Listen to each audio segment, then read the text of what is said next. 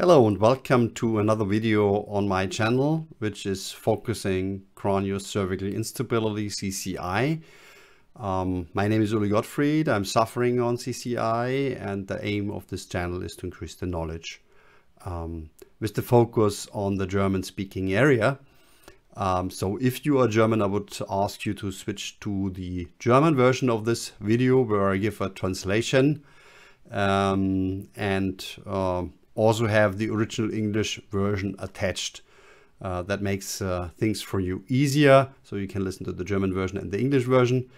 If you are non-German speaker, this version is the right one for you to increase your knowledge. And today we do have a very special guest again from the United States, from Florida. It's Brian Hutcheson. He is really one of maybe the expert globally on the correction of the craniocervical curve, or on the neck curve itself, with the total correction of the body posture. And I'm looking forward for a very, very interesting video which gives more insight about his technique and his devices that he developed. Thanks, and wish you the best. So, Brian, hello. Hi, Uli.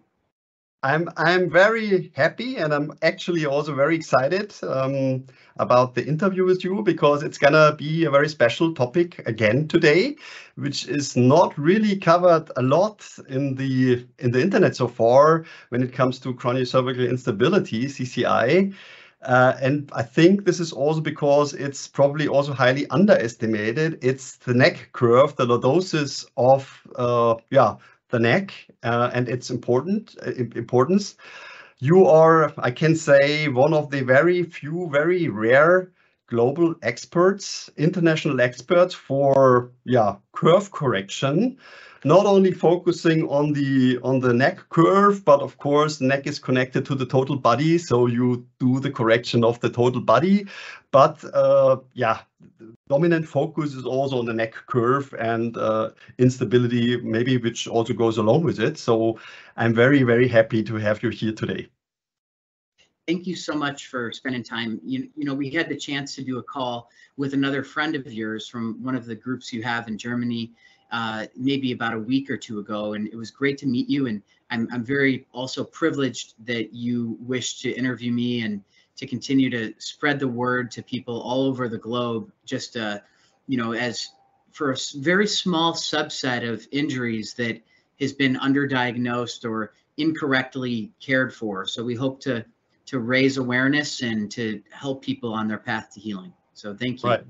Yeah, Brian, I try to introduce you, and if it's not correct, you correct me. Yeah, but I would start as you are really one of an international experts. I mean, your patients come from all over the world, also from Asia. I've seen videos with a lady from Hong Kong to your praxis in Fort Myers. You basically doctor of chiropractic. You studied economics before, but you became a kind of lightning or whatever, and you changed your mind and said, okay, I want to become a doctor of chiropractic and work on pain issues. And then you studied chiropractic, which, by the way, is very different than a chiropractic in Germany. That's maybe important for the audience, as far as I understood, because my neighbors are from United States, and she's also chiropractic. You study in United States doctor of medicine or doctor of chiropractic. So it's an own university degree. In Germany here, it's just a kind subtitle. So you do a doctor of medicine, and then you do some extra courses, maybe a couple of 100 hours, and then you are a chiropractic. So and the way you do chiropractic in the United States is also different than chiropractic in Germany. So it's quite a difference. I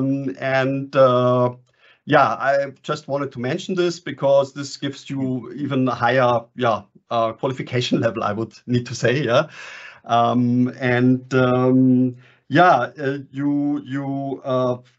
you did this because also in your family you had experience of lordosis, and you very early got in contact with the with the impact of wrong body posture. Yeah. And you also worked for Caring Medical with Ross Hauser sometime. So, and I also Googled right now, you're not even 10 minutes away from each other. So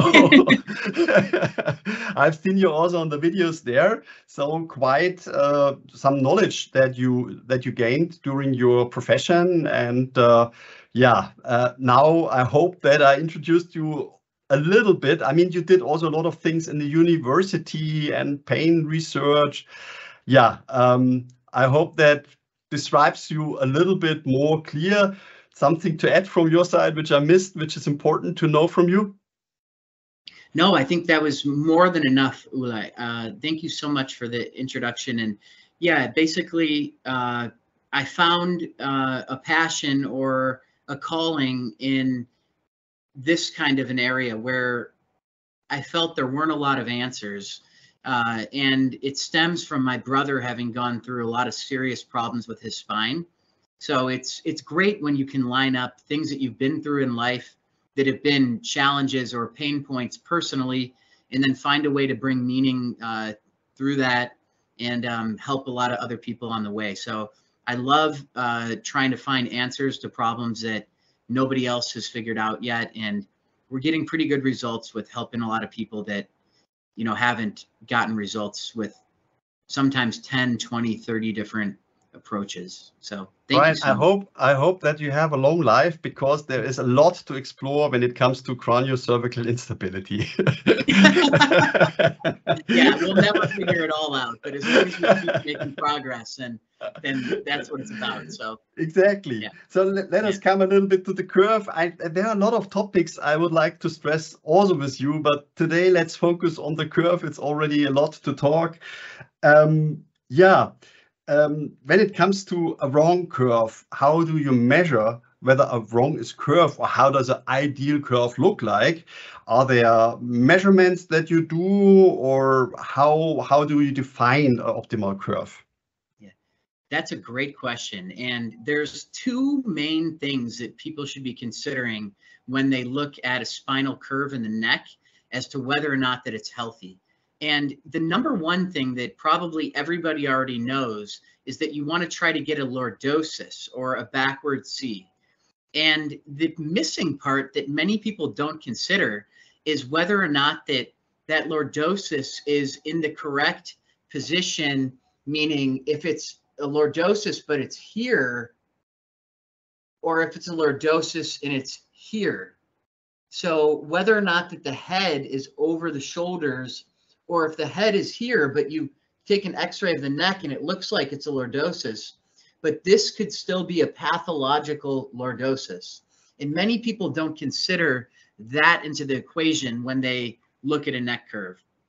So just today, we had a young lady that has a gentle lordosis, but she has that hinging where her lower neck is forward, and the center of her head we measured, you know, was 1.5 inches too far forward over the shoulder blades. And so even though her curve would look like a lordosis, it's still causing her to have a lot of bad symptoms. And we actually have to first bring her curve back up and then reshape that lordosis at a different place, if that makes sense. So can you say that generally, as a hint, I mean, maybe some people here want to look in the mirror and then check, is it something that the ear need to be in the middle of the shoulder, or how can you easily check it? Yeah, I would think that's a great place to start, you know, just from seeing me from the side, if that was helpful. You know, if I'm just sitting really relaxed, this shirt's a little puffy, but, you know, you're technically, you know, your shoulder should sit pretty much over the center of your ear. So, you know, if you feel like you're always stuck in this position, or it's really hard to hold yourself upright, this shirt's probably not the best for this because it has a little too much material. But there's many bad curves. So you could have a straight curve or a military curve. You could have one where it's kyphotic, where it goes up and then it breaks forward. You could have an S curve where it's shaped kind of like an S or like a snake, which is one of the worst ones. That means it's been broken down in multiple spots where it has weakness, and those take a little bit of time to rehabilitate. But as far as many people that are going to watch this, Uli, have probably been pretty well versed with the basics of the neck, and they're really looking into this a lot. And I would say that the place that I could maybe offer the most value is that you have to consider, if from C1 to C6 or C7, if it looks like you have a good curve, but you still cannot hold yourself upright, you're stuck here, you don't have a good curve. So the curvature has to really be in a position where your head is over your body, and then you have a lordosis and you're relaxed in that position. So I see that most of my patients that come in have that problem where they can't hold their head up over their body. And that can be one of the worst problems with the curve. So what does it cause? So what are the symptoms that this can cause? Is it the same symptoms like cranio-cervical instability? Yeah, many of the symptoms will have an overlap. There are probably a couple of symptoms that are distinct to significant or severe cervical cranial instability, or C1, C2 instability, atlantoaxial instability. And there are a couple that are really going to tell you, no, that's exactly the primary thing.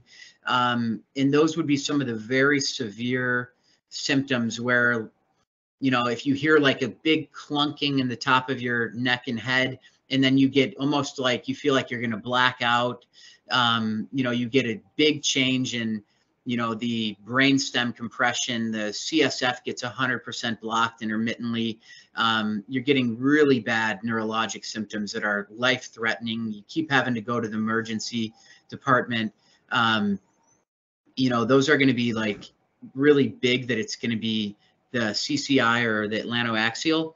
But then if it's more the ones that you hear all of these doctors talk about, brain fog, dissociation or depersonalization, eye pressure, ear fullness, neck pain, difficulty swallowing, pulsatile symptoms in your neck or your eyes or your face or your ears, debilitating head pressure, difficulty holding your head up for long periods of time, unsteady when you're walking or gait, feel like you're swimming or you're on a boat, lightheadedness, dizziness, difficulty concentrating, slower thoughts, feel like staggering motions where if you move, your neck kind of moves in like jutty, or hypertonic trapezius. All of these symptoms, and probably 50 or 100 more, blood pressure irregularities, heart palpitations, heart rate going high and low. These can all fall into a category where it could be coming primarily from either ligamentous instability or tendinopathies or abnormal curvature, or it could have a multifactorial element where it's each of these.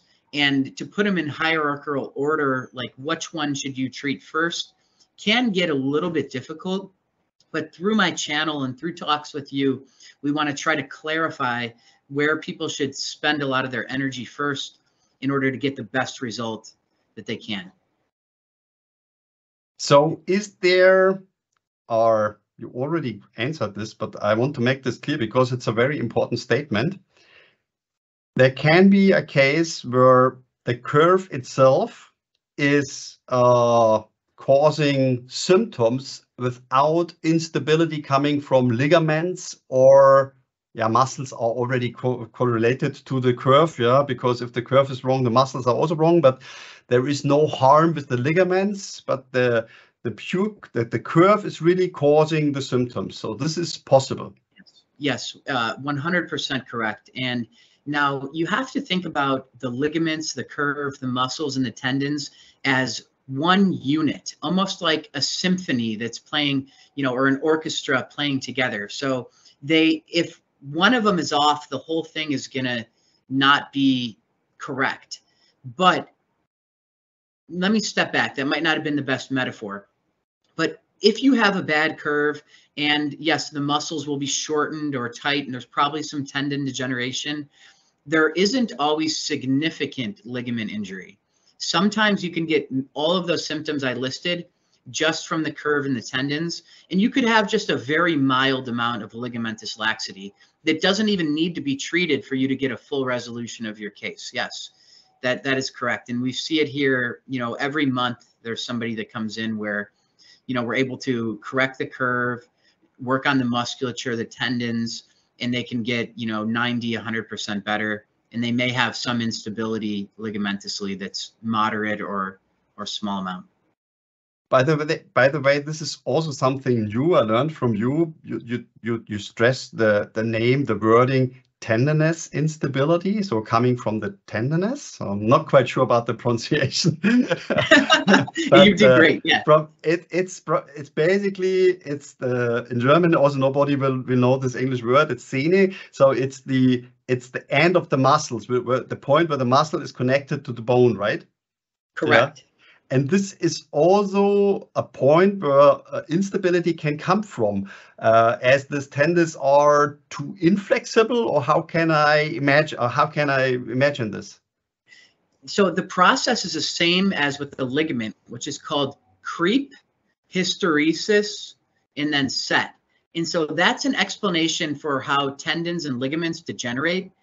And when there's abnormal force put on them, whether it was from prolonged poor posture, sitting at your desk wrong, being on the phone, sitting incorrectly for 10 years, having a job where you're always forward, or if it was from a couple of injuries with sports or athletics or motocross, biking, or anything where you had an injury that wasn't healed correctly, those tendons and or the ligaments can get degeneration. So they start to stretch too much, and then they lose their ability to return to their normal tensile strength. So they are too loose. You would say they begin to be too loose, or is it the opposite? With the tendons, the thing that happens is that tendons normally have fibers that run parallel. So in a tendon, all of the fibers run in the same direction. And in a ligament, they're more scattered to also provide a cushion or a compressive force. So ligaments, when you jump or walk, they take part of the load, just like the disc does in between the vertebra. So that's why the fibers are kind of irregular, so they can, take different forces. But tendons mostly lay flat like this. And when over time they're stretched too long or stretched too quickly from a trauma, then they kind of start to go like this and get knotted. And now they're weaker when they're like that.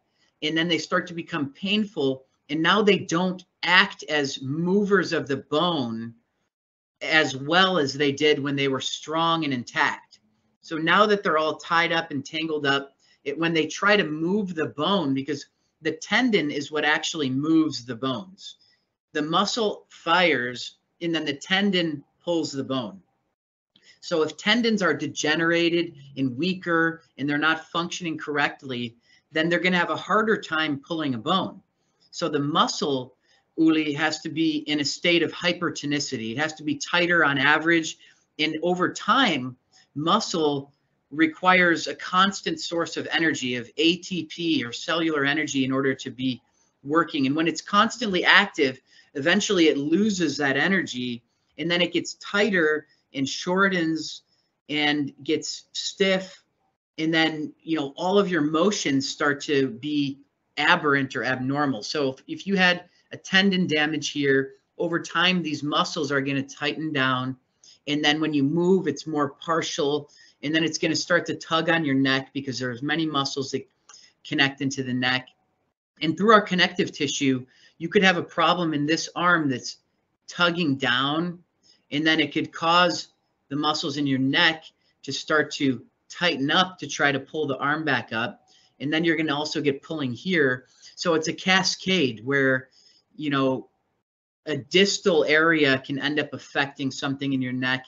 And then when the muscles in your neck get tight, they can pinch on your carotid sheath, irritating your jugular vein, your carotid artery, your vagus nerve, your phrenic nerve that passes under there, different other vessels and nerves. And it can produce these symptoms that are typically up until now, people have associated all of them with either you need to go to the psychologist or it's cervical instability, but it can be caused also from abnormal pulling from muscles, tendons, and abnormal curvature as well.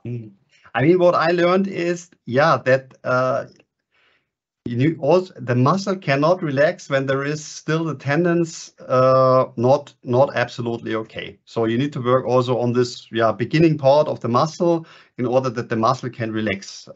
That's a very important point where you need to work on to relax the muscles. This is also what I learned. And okay, we're coming a little bit too far away from the topic, but it's important for the audience to know the way that how you work on the tendons. I think is dry needling. Yeah. I think, yeah, and you have very good results with this. So with acupuncture, basically, but different kind of. And I think, yeah, Brian, I think this is something we need to touch base again. to talk with you about dry needling, because we can talk more about that. It's also later. Approach which is you say it's very efficient and it's not really very well known still, at least here in Germany. And I also do dry needling, but only for my legs, but you're not. And yeah, it's quite interesting when you really hit a right point that the muscle is really like poof, like exploding and then calming down. Anyway, coming back to the curve, what we see very often is like when you have a car accident and you get starting with you start with instability. There is very often people claim that the instability is causing a change of the neck curve. Is this true? When you have instability, that the neck curve gets worse, or was the neck curve already bad before the accident? Yeah, that's an amazing question. Before my work with Caring Medical and before I started an integrative pain center at a governmental agency which serves anybody, even if they don't have money, in South Carolina, I used to work almost 50% of my patient base were people that were in car accidents. So you know that here in the States we have maybe more car accidents. I don't know. We have everybody drives here all the time, right? Everything's so far apart in most cities. We're driving. There's tons of car accidents, high speed, and there's, you know, a big market for rehabilitating people that are in car accidents here. And it's interesting because I think that a lot of people were ticking time bombs. And so, you know, somebody may ask, well, I've walked around with this bad curve my whole life and I feel great. I don't have a problem. Well, you know, that's really, really amazing. But I bet that you were a ticking time bomb, meaning that if you got in an injury like a car accident, you'd be much more vulnerable to serious consequences. And so I'm getting to the point of, you know, did the injury, because you mentioned a car accident and then ligamentous injury, and does that worsen a curve, or was the curve already bad to begin? And so a lot of people walking around are feeling perfectly fine, but they have significant ligament injuries and they have bad curves. So a big thing that I try to teach is that you have to put together the entire patient presentation on an individual and unique level, and you can't just look at one measurement. Is the curve important? Yes. Is the ligament instability important? Yes. Are the tendons working together important? Yes, absolutely. And okay, thank you, Anthony. My teammate is leaving. Yeah, I'll go in there. Where's the key? And we're doing an interview. All right, thank you. Okay, my teammate's going home to his family. Thank you, Anthony. Sure. Okay. Well deserved. And so with the car accidents, because of their nature, if you were unaware that it's going to happen, so let's say, you know, I'm sitting at the red light and I'm relaxing and I'm listening to my favorite song and I'm looking out the window, and then boom, I get hit from behind. You know, somebody was on their phone or they weren't paying attention. You're probably going to get a lot of ligament damage, okay? Because your muscles are not ready, they're not bracing, they're not active. So the tendons aren't going to be able to help you much. It's going to go right to those ligaments. And then once those ligaments are lax, then it's going to worsen the curve. And then you're going to need, a plan that goes from that approach. But, if you're the person driving and you're really active and you're strong and you're going, let's say 40 kilometers, for all the, German people watching, and 45 kilometers, and then you're able to hit on the brake, and then 2 seconds later, boom, you hit into somebody behind you. A lot of that force is going to go into your tendons, and only a little bit is going to get transferred into your ligaments. So a big question when I did these cases was, we had to ask people, were you aware there was about to be a collision? And so if they were unaware, they likely got hurt a lot worse. They had severe ligamentous injury, and that would help their case for the attorney that was defending them. So, you have to look at it, every little part, to consider, where the damage is going to be and what's going to happen. So, but to sum it up, it can be that the neck curve gets more steep in case of an accident. Because this is what we, in our group of supporters, we discussed this, and what people feel is that the curve gets worse. Can be, of course, there's a lot of neck pain and so on, and then you try to not move and so on, and try to protect the neck by getting more steep. I'm not sure, but yes, it does. It does get worse. It can, and it does. Typically, a regular radiologist in the United States, if somebody goes to the ER and they get X-rays of their neck after being in a car accident, they write the same thing. It's almost like they have just one button to click on. They write straightening of the cervical lordosis, likely due to muscle spasm. So that's like the common thing that they write, but they don't look for the instability. They don't look for the ligamentous injury. They don't look at what the curve looked like just before the accident. And I've seen people's curves get worse, not usually the day of the accident, because there's so much inflammation that it's going to hold them like in a decent position, but probably a week after, you would see that probably the curve is worse once some of that swelling calms down. Okay. Yeah. So now you are the specialist of the curve correction. So have you seen cases where you corrected the curve, the ligaments seem to be harmed, but the pure correction of the curve improved or solved, seen on DMX? Yes, we've seen the instability reduce significantly by correcting the curve, and also by treating the tendons and rehabilitating the muscles as well. Not 100% go away, but we've seen 6.5 millimeters become 4. We've seen comparable amounts like that. 4 become 2, and so if you have your head in the wrong position, like your curve is here, and there's a 10-pound head sitting on a 2-ounce bone, a really small, I don't know how many, grams that is, but it's like fine. Yeah. It's significantly little tiny bone, and it's here. And then those ligaments are under an exponentially greater force. So they're constantly being stretched and stretched and stretched. And if you can eliminate that, now they have a better chance at healing. They're not under tension all the time. And you also have a lot of muscles that connect from C0 to C1, from C1 to C2, from C0 to C2, from C2 to C3. So if you strengthen those tendons, they're also going to help. And they're on the back, there's some in the front, and they're going to help provide the other 50% of spinal stability, which is through the muscles and tendons. Okay, I repeat this in my words. When you optimize the curve, the muscles can relax. So the big muscles, but also the multifidus muscle, I think it's called. So the deep neck muscles.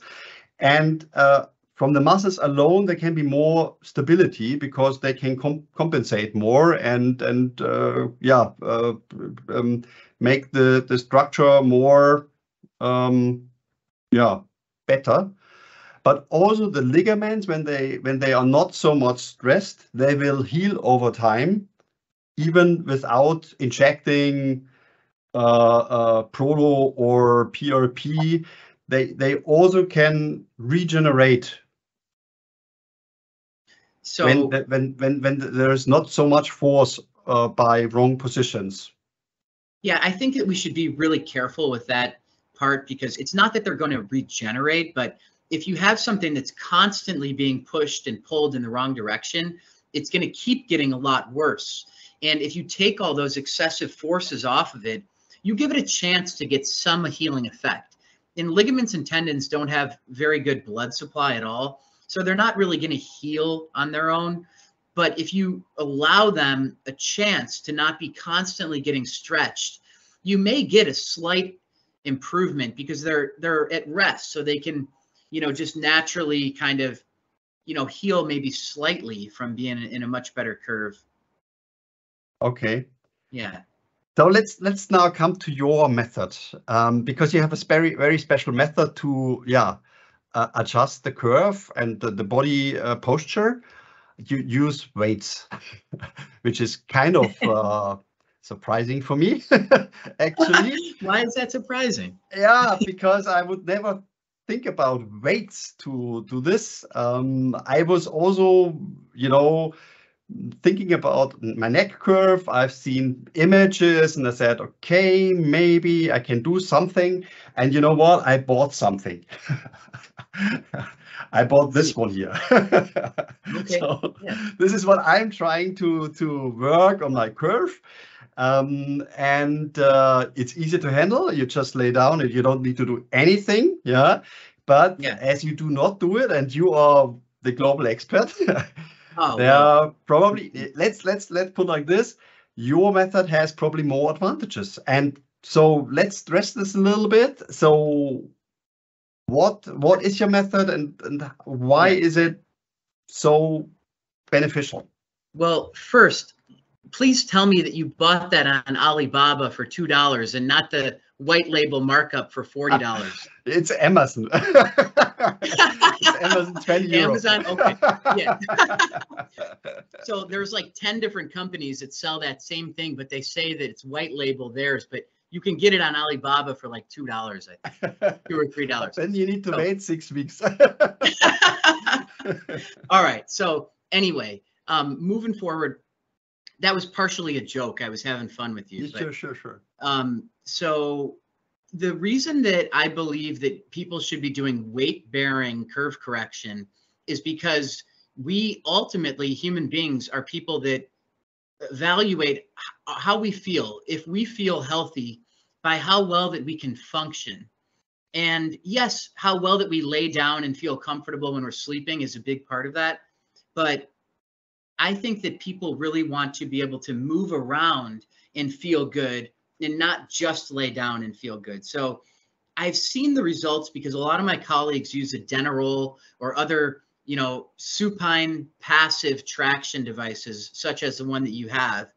And the results seem to me typically to be pretty slow. And in the 21st century, when almost everybody that comes into my office has their lower neck too far forward, right, what this is doing is it's actually kind of pushing that lower neck further forward to create that curve. Right. So a lot of the people that do this are going to get a curve, but it's going to be a curve here because that's what it's doing with them. And remember, when we started this call 30 minutes ago, we talked about how the curve has to be here. Yeah. So while this device can help some people and it can help them completely, and I always encourage everybody to start with the easiest thing. Try this, device that you have, try something super simple, roll a towel up under your neck and see if that helps, your symptoms or improving your curve. But in the 21st century, I'm just telling you, in the technologically advanced places in the world where we're all on devices all the time and we're forward and things are coming at us super fast and we're in this fast-paced life, almost everybody, I want you to look at your friends over the next day, that almost everybody that you're going to sit around is going to have this part too far forward, okay? And so if it's already too far forward there and you're just going to make it further forward, you may create a curve, but are you going to get your drainage of your jugular vein open? Are you going to get pressure off the vagus nerve? Are you going to put the center of gravity of your head over your shoulders and create a lordosis? And usually it's, maybe not. And then, so the kind of weight bearing, I actually designed during my time at Caring Medical on my own. I independently started working with some of the existing products from Halo Posture, a company that does weights. And I makeshift created the early prototype to what's now called the Halo Hutcheson harness. And it's one that goes around your neck here and has a little groove set out so that it mostly pulls on the transverse process and doesn't affect your jugular vein and put pressure there. And it pulls this lower neck backward, which is one of the big goals. And so we usually use that weight while people are standing or sitting. And then we counteract it with one in the mid neck that's going to pull back here without allowing this to fall forward here. So we're actually creating some inward motion this way and then falling back through here. And then we may add in a head weight depending on if they need the front of the neck muscles activated, the back of the neck muscles, or if they're pretty unstable and we need an equal weight going around the whole head. So, you have to look at a curve as needing different forces imposed on it to bring strength to that curve.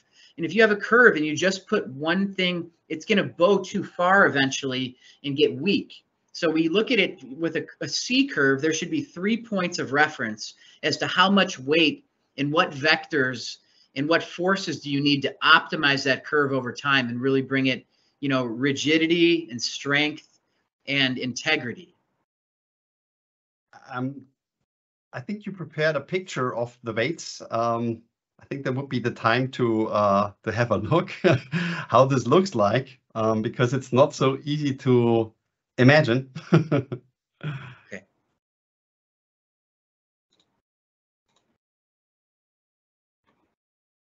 Is that okay? It comes, yeah, it comes. Yeah. Now we see it. Yeah. Okay, so here's an example of maybe you stop it, or bring it back a little bit. Yeah, exactly. So we see here the lady. I think there is a weight around around the head, the upper head. This is just bringing pressure downwards, right? So just the one on the head is called a rejuvenator, and that's probably the one weight, Uli, that anybody could purchase because it doesn't create pulling forward or backward. It's an equal weight around the whole head. And this weight is pretty neat because this one goes back thousands of years to when, the gentleman that created this company, I interviewed him and he shared with me that it goes back to like Shaolin monks that used rudimentary weights on the head in order to bring balance and to help with kind of martial arts. So when you have a weight that's equal around the entire head, that can just help with balance, proprioception, awareness, and gently strengthen the upper neck muscles. Okay. Yeah. Okay, because then the head is even more heavy. Then you cannot really stay in this position anymore. You need to come up front like this, yes. Yeah, because otherwise you're screwed, right? So it brings you more in the back position. Okay, and then we have something here on. I think the weight is on the back, right here. Yes, this one.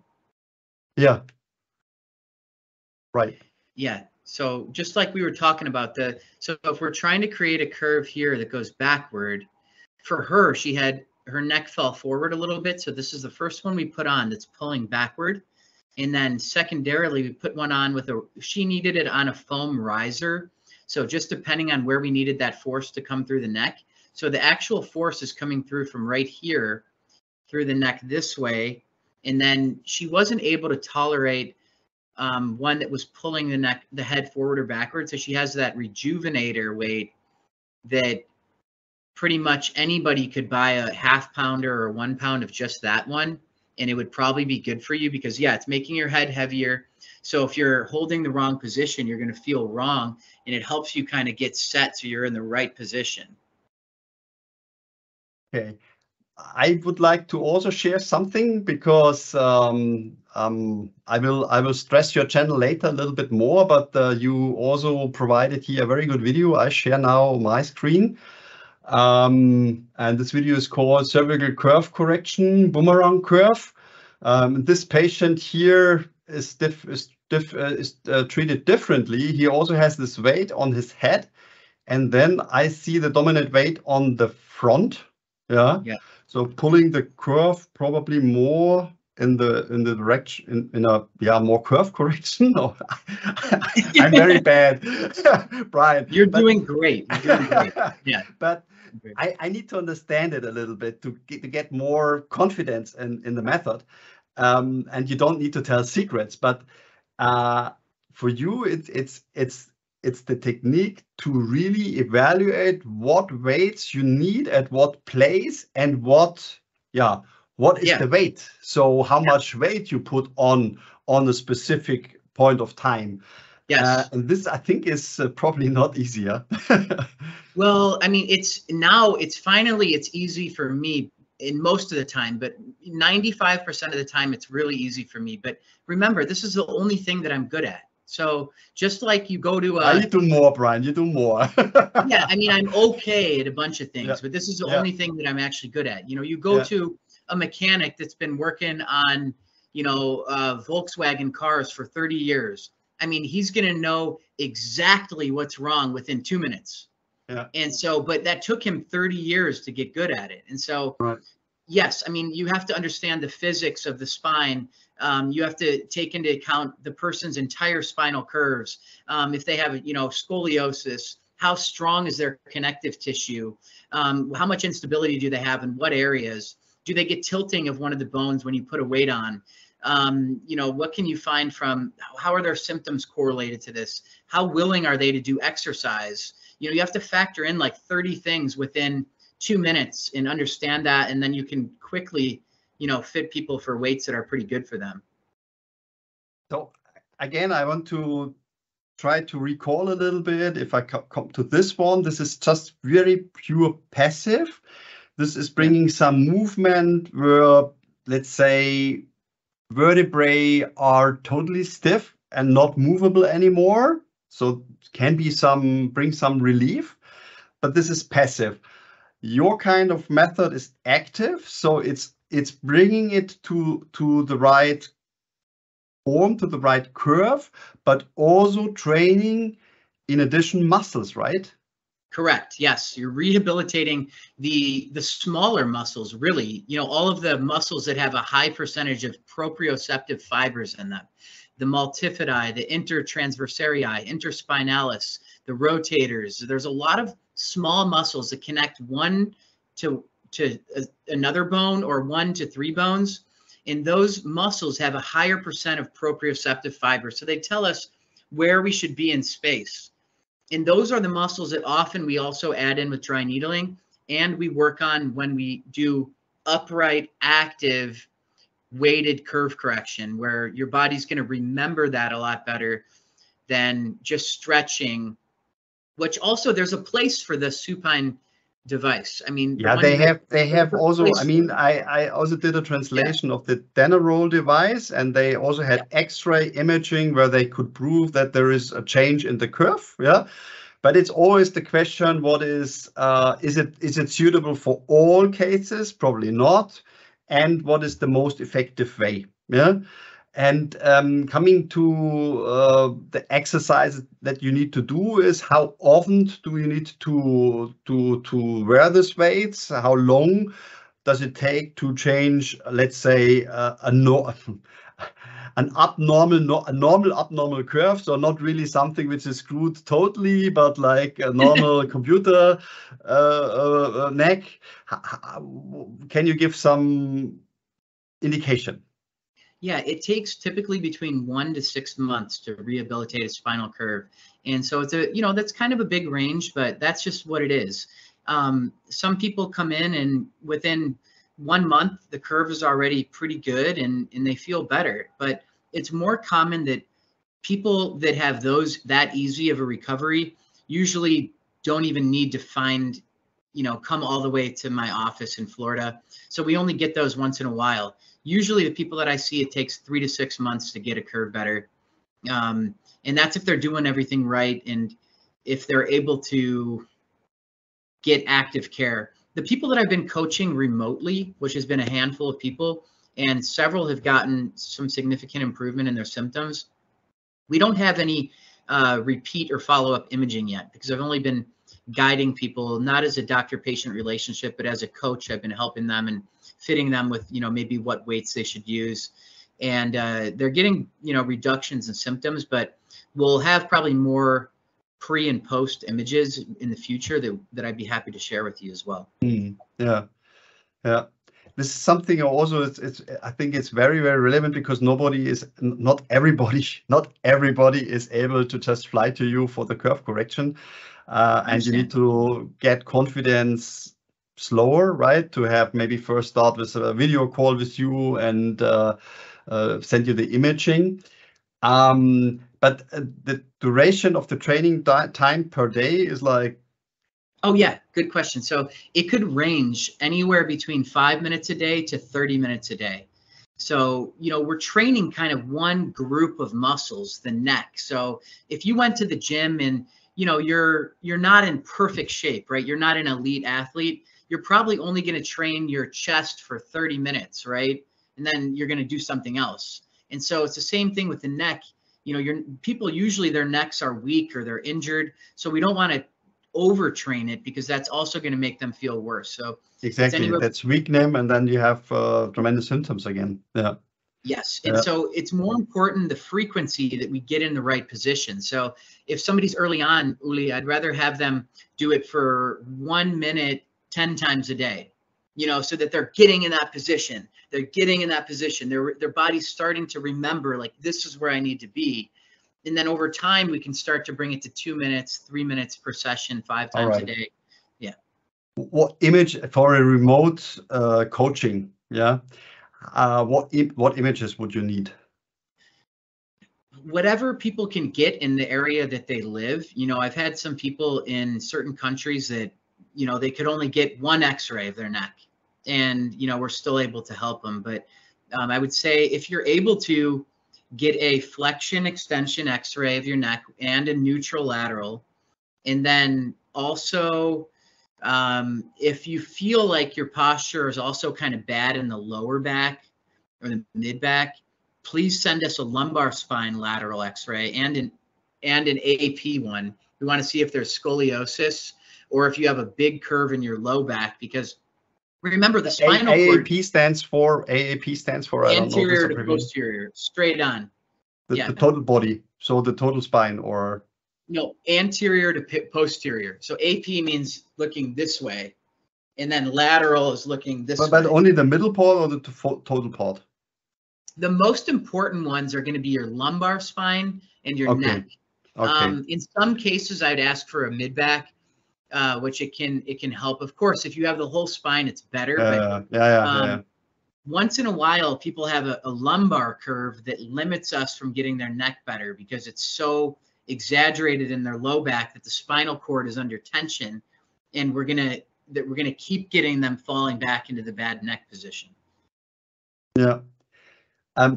What you also, I think I mean, we have seen it on the video. The guy here was the patient. Sorry, the patient was standing here on a DMX device. So you have an own DMX device, or? Yes, sir. Yeah, I've had one since 2015.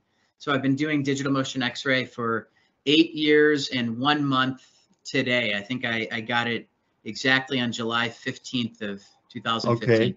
Yeah. So are there advantages when you do a DMX for this correction, or I think that there's a lot of static pictures are fine? No, I think there's a big advantage because if I just do a half of a second of a picture on DMX, it's a lot less radiation than a normal X-ray of the neck. So it's a pediatric fluoroscope, meaning that the actual beam power is a lot lower than a regular X-ray. So if I hold the button down for several minutes, yeah, the X-ray is going to add up. But I can literally put on a weight and then go beep, and take a little picture and then see if it's right and then change it and then take a real little picture so I can get more. Okay, that's important for me because so you do with the DMX, you do the optimization of the weights. Yeah, that's what I've done now for like 3.5, 4 years. And that's why most of the time I can get it right without even using the DMX. Yeah. Okay, that's now okay. Yeah. Okay, so it's not very necessary that you do DMX pictures to send you to do a remote consultation, because Brian, we really tried hard to figure out where is it possible to do DMX in Germany or in Europe. There is just Barcelona that I think it's possible. In Germany, every big hospital has a DMX, but they don't do this area. You know, I live here besides Siemens. Siemens Healthineers is doing these devices. When I go for lunch, I pass a device. I see it every day, but I can't get it. It's ridiculous. But I wrote to many hospitals. There's no answer. That's really a pity, and I think that's really a weak point here, because when we send you the pictures, my pictures don't show instability, for example. The upright MRI doesn't show really instability. The other static pictures don't show instability, but you see on my bones that there is a lot of bone attachments, which is a clear indication for some kind of instability. So it might be that the head positions is not extreme enough to show my instability. And it would become, more, I would get more clearance when I had a digital motion X-ray. Yeah, you're right. We find that very often, that sometimes you have to do very specific views with the DMX in order to find the instability. So, but remember, the point of what we're trying to do here is to give people that maybe can't come here and get everything done a chance to start healing, a chance to go the right direction. You know, what can you do now that might help you 50%, that might help you 30%? And so, you know, I think there's integrity in saying, hey, you probably need to get all these scans done, but because of your family situation, your financial situation, proximity to getting these, I'm still going to try to help you, even though I know that if you were here, I would, you know, really advise you to do this. But since you're way over there and there's nobody that's able to help you at all, and you've been to 10 doctors and you're suffering, that we're trying to give you a coaching plan to help you. I think that there's, you know, some honor or integrity with that. And Right. meeting But people maybe it starts, as I said, maybe normally you would start remotely, like Jonas. Jonas will visit you. He's from our group of supporters. We maybe do a follow-up with him, because I'm interested how his experience is. But he also started remotely, and he posted in our group of supporters, hey, I'm doing curve correction remotely in the US, and it's with you. And he said, hey, Brian, I know this guy. Is carrying medical? No, it's not carrying medical. He's doing his own thing. And you start, and he said, Brian, he is so enthusiastic. He's so patient orientated. I book a flight for curve correction. So I would I would think, okay, if I fly to the US, I do some kind of procedure with prolotherapy or stem cells, or I would not first think about a curve correction, honestly, very honestly. So this is why I said, okay, I tried by myself, but really what I'm missing is, I don't know even, is my curve wrong? So I would really need a kind of coach, to work on this, because I have really a clear target. I want to optimize my posture. And I don't know whether this is some improvement there. I just have my target. I need to improve my posture. And if you have upper neck problems, I know your posture need to be absolutely ideal.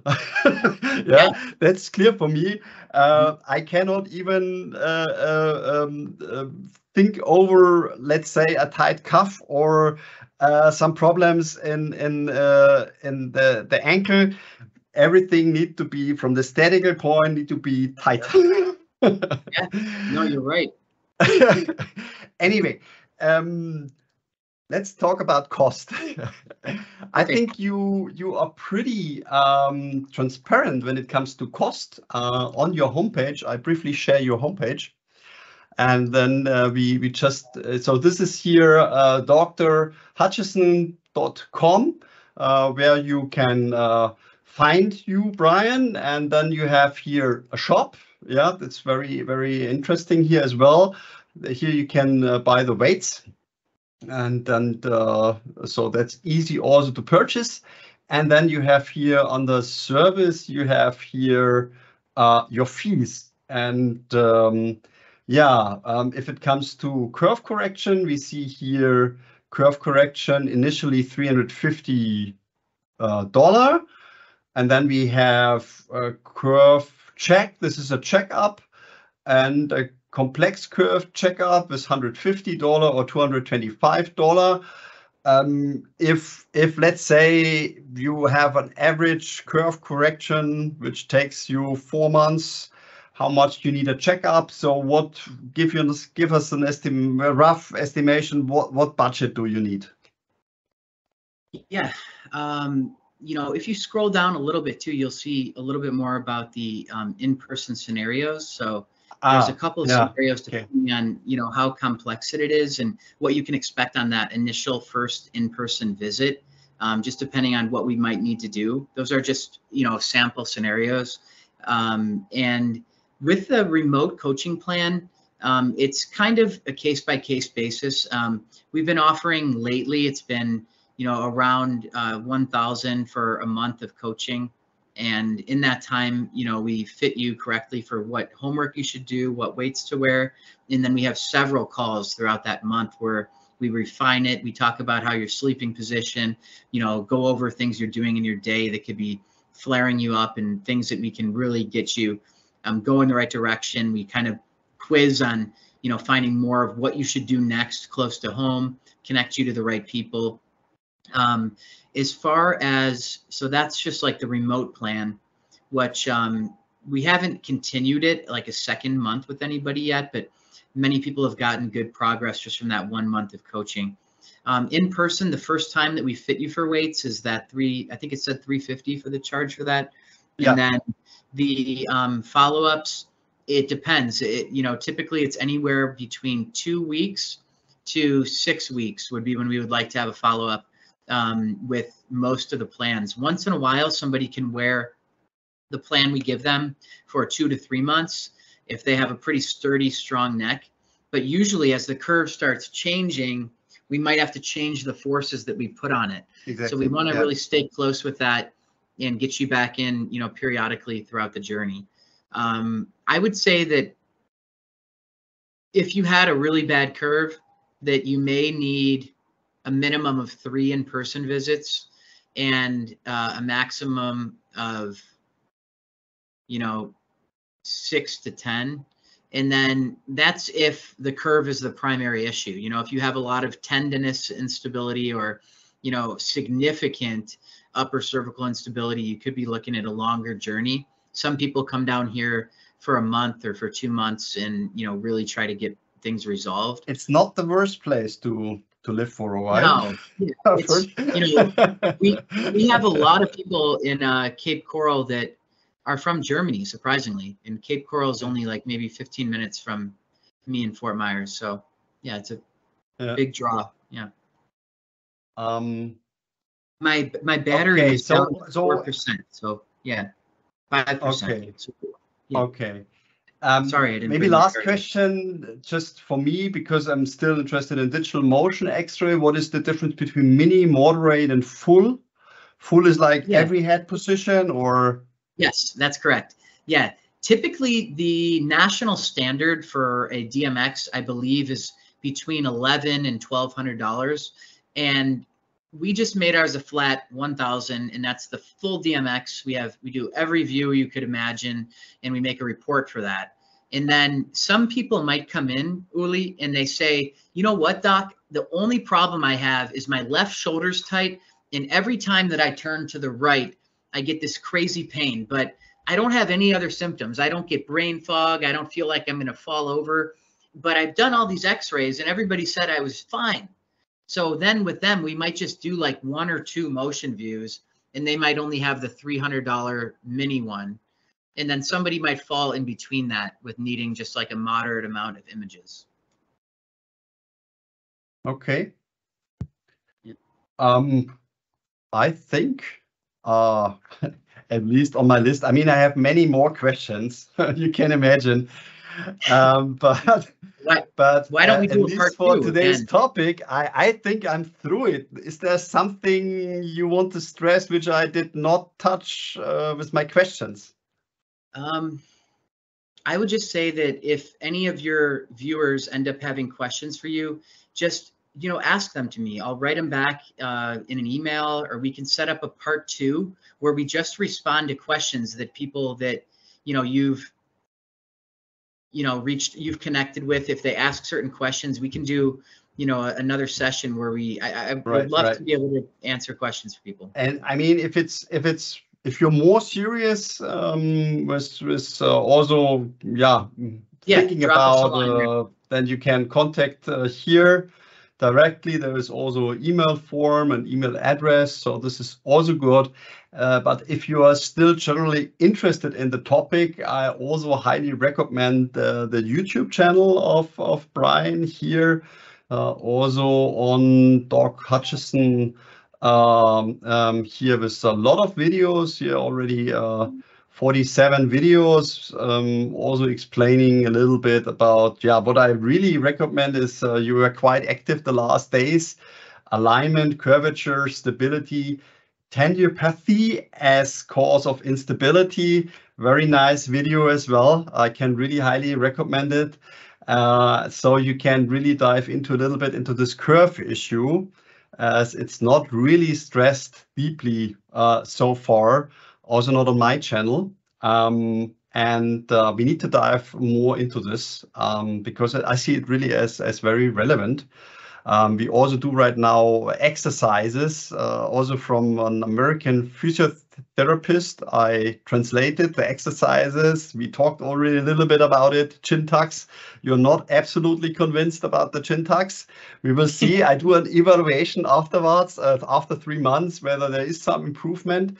But not everybody can do it because it's also movement. So we will see. But we have still a lot of topics. Brian, I'm very, very thankful. I'm very thankful for your time. This is opening new possibilities and new hope also for people that think it's over. It's very clear like this. Thank you. And of course, not everybody will be able to bear the costs of your service. But still, then you have possibilities to try this one. Whether you can do it. Another thing is that I plan to release a lot more exercises online on my YouTube channel that people can do from home. So please stay connected, because really one of our goals is we want everybody to have something to help them make progress, and we don't want money to be a limiting factor. So if you fall into that category, please subscribe to my channel, like Uli said, because I promise I'll release some things you can do from home and try to help you even if you can't afford to pay. The worst thing is, Brian, if you don't have hope anymore, if you have done everything and nothing helped, then you get really screwed. As long as you have something to work on, the spirit is there, even if the condition is like shit. No, you're right. It's like really shit. There's no other word to say. Anyway, Brian, thank you very much for your time.